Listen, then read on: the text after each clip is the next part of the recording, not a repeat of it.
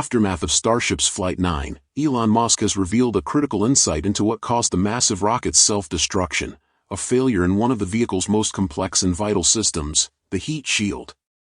Starship's heat shield, designed to withstand the extreme thermal stress of reentry, faced its ultimate test during the flight's intense hot staging maneuver. This phase, where the upper stage engines ignite before the first stage fully separates, introduced violent conditions that exposed weaknesses in the shield's design. The failure not only marked one of Starship's most dramatic moments but also highlighted a core engineering challenge SpaceX must overcome to make Starship fully reusable. In this breakdown, we'll explore why the heat shield remains one of Starship's toughest engineering problems, and how its failure shaped the outcome of Flight 9. Starship's heat shields represent one of the toughest challenges SpaceX faces today, and even must get mints they may be nearly impossible to perfect. The real difficulty isn't only building a shield strong enough to protect crew or valuable payloads, it's creating one that can fully be reused and endure thousands of reentries for Musk's ambitious Mars plans. So what exactly is Musk up against when it comes to these heat shields, and how will SpaceX overcome this obstacle? Most are tiny, no bigger than a grape, and burn up in the atmosphere as bright streaks of light. Under the intense heat of reentry, often exceeding 1,600 degrees Celsius. Now imagine a spacecraft attempting the same journey without a heat shield. It would be torn apart just like those meteoroids. This is why thermal protection is one of the biggest engineering challenges in spaceflight. Every vehicle returning to Earth needs a robust heat shield or it simply won't survive. And Elon Musk, who has successfully developed the ceramic Pica X heat shield for the Dragon capsule, is still wrestling with the challenge, this time for Starship. On paper, Starship's ceramic tile system seems to be performing well. After Flight 9, Musk posted on X, Starship made it to the scheduled ship engine cutoff. So big improvement over the last flight. Also no significant loss of heat shield tiles during ascent. That might sound like good news, and it is, but the bigger picture reveals much deeper challenges ahead. On May 29th, Musk gave an in-depth update on SpaceX's Mars plans, with a special focus on the heat shield.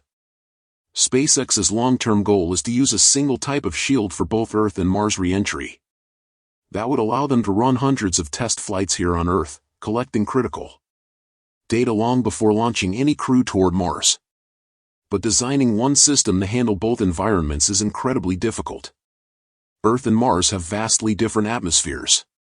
Earth's is dense, and composed mostly of nitrogen and oxygen. Mars has a much thinner atmosphere made up almost entirely of carbon dioxide. These differences drastically affect the heat and pressure of vehicle faces during re-entry. When Starship re-enters from low Earth orbit, it's traveling around 7 to 8 kilometers per second, and can experience temperatures as high as 3,000 degrees Celsius. That's intense, but manageable with current materials. Mars, however, poses a unique challenge. CO2 may sound like an easier medium, but it becomes far more aggressive when heated to the point of plasma. As CO2 breaks apart into carbon and oxygen, it releases a high concentration of free oxygen molecules, far more than in Earth's air. And free oxygen is highly reactive. It wants to oxidize anything it touches, including heat shields. So while Earth's atmosphere contains about 20% oxygen, Mars re-entry can simulate exposure to 2 or 3 times that, making oxidation a major concern. That's why SpaceX must test its tiles under Mars-like conditions. A shield that survives Earth may still fail dramatically on Mars. To illustrate these risks, Musk shared a test video using a plasma jet on Starship's ceramic tiles. Under the torch, the tile's surface began to glow, then char, bubble, and crack. This kind of degradation could lead to mission failure if it happened during an actual re-entry. The takeaway? Designing Starship's heat shield isn't just about surviving Earth. It's about preparing for Mars, where the stakes are higher, the conditions are harsher, and the consequences of failure are final. And this challenge isn't new. Dragon uses Pica X, optimized for Earth's environment. Those were impressive feats, but they were based on decades of trial, error, and refinement in a known setting. Mars reentry, by contrast, is still uncharted territory. No human-rated spacecraft has ever attempted it. That's why this work is so important.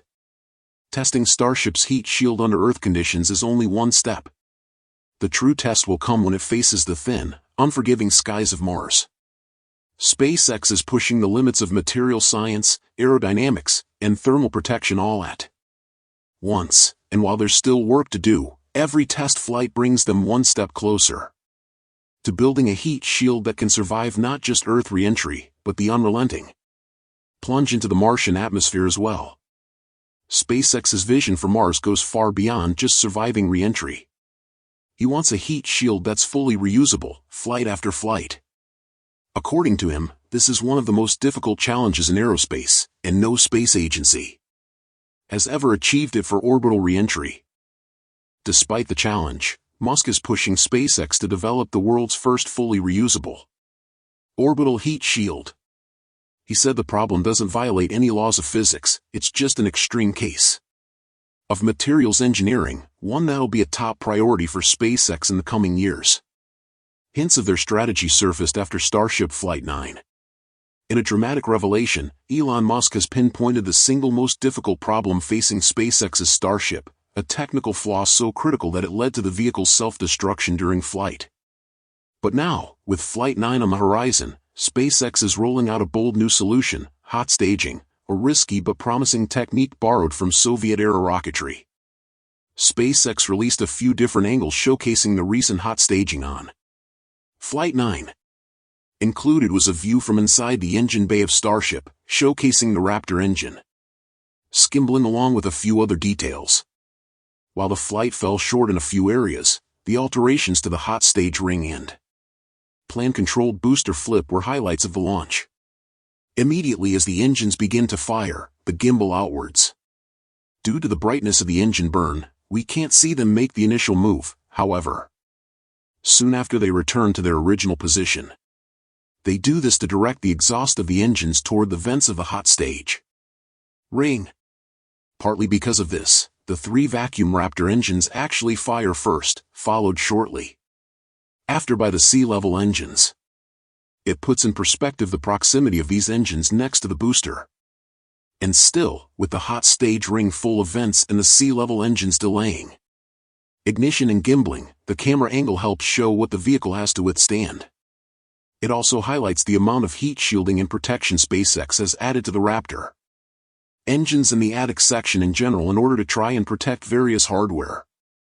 In the future with Raptor 3, SpaceX has planned to leave the engines basically bare, expecting that moving any electronics and plumbing inside the actual structure will protect them.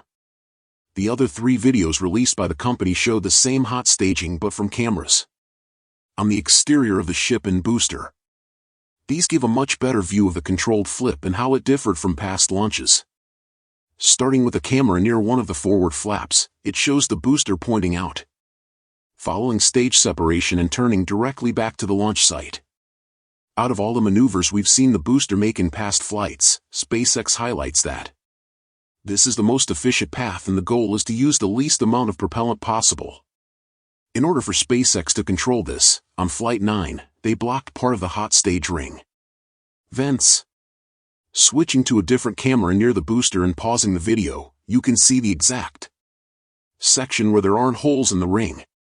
And coincidentally, playing back the video, the side where the vents are blocked is the exact direction the booster separates in.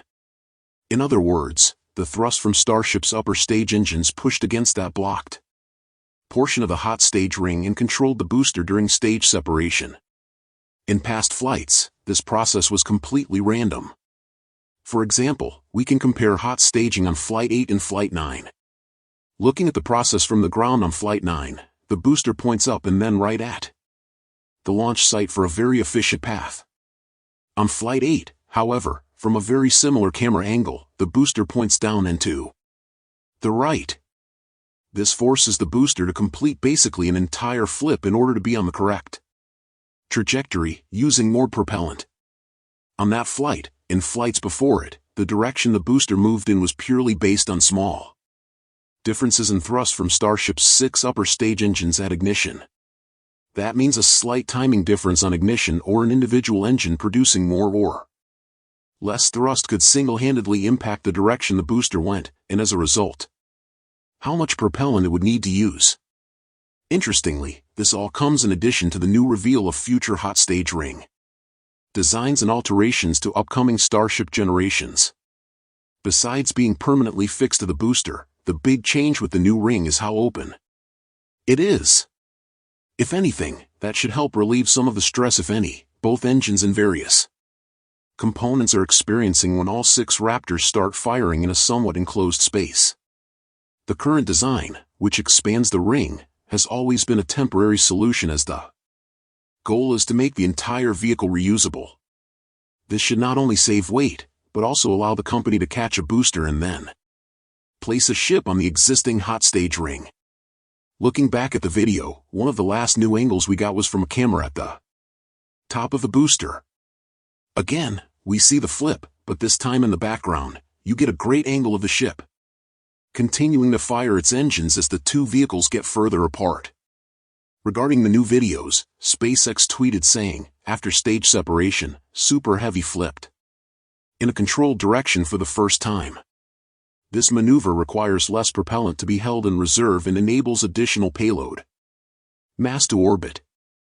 It'll be interesting to see how they apply this to the future design with its struts. Even with that upgrade, the change to Raptor 3 should be even more significant. As partially mentioned before, in relation to hot staging and the general health of current upper stage Raptor engines, they feature a lot of added protection and heat shielding. With Raptor 3 set to remove this in the future, SpaceX is expecting some added benefits beyond just weight savings. When talking about this next generation engine, Elon was quoted saying, "So if there is, for example, a small fuel leak from a Raptor engine, it will simply leak into the existing flaming plasma and not really matter. Whereas a fuel leak when the engines are contained in a box is a very scary thing." As for the end result of the booster and its explosion, this is thought to have been related to the higher angle of attack on reentry and not hot staging. In a statement, the company said, as it approached its designated splashdown area, Super Heavy relit 12 of its 13th center and middle ring Raptor engines for a landing burn.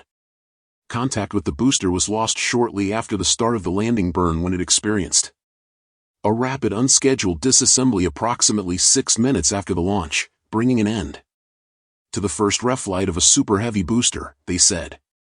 Even still, it's important that upcoming flights improve upon Flight 9. SpaceX still wants to catch the first Starship not long from now, which requires both a successful re-entry and heat shield, but also the ability to reorbit. If that wasn't enough, the company has expressed hopes to launch Starship V3 by the end of this year. That would include the ship, booster, and notably a lot of Raptor 3 engines. An ambitious goal given the time. Over the next few weeks, we should hear more regarding the next flight and possible launch timelines. SpaceX just released a few new videos showcasing hot staging on Flight 9. Here we not only got a view from inside the engine bay of Starship, but also some of the onboard cameras both on the ship and booster. Let's give a much better view of the mission milestone and how alterations to the hot stage ring controlled the flip. We will have to wait and see how it progresses and the impact it has on the space industry. And that's about it for today's episode. Thank you so much for tuning in, and that's all for today's update. If you enjoyed watching and found it useful, please make sure to subscribe to my channel and hit the like button. And if you want to support our channel and if you want to be up to date, you can become an exclusive member, so click on our perks through the link in the description below. Thanks to watching and see you next time.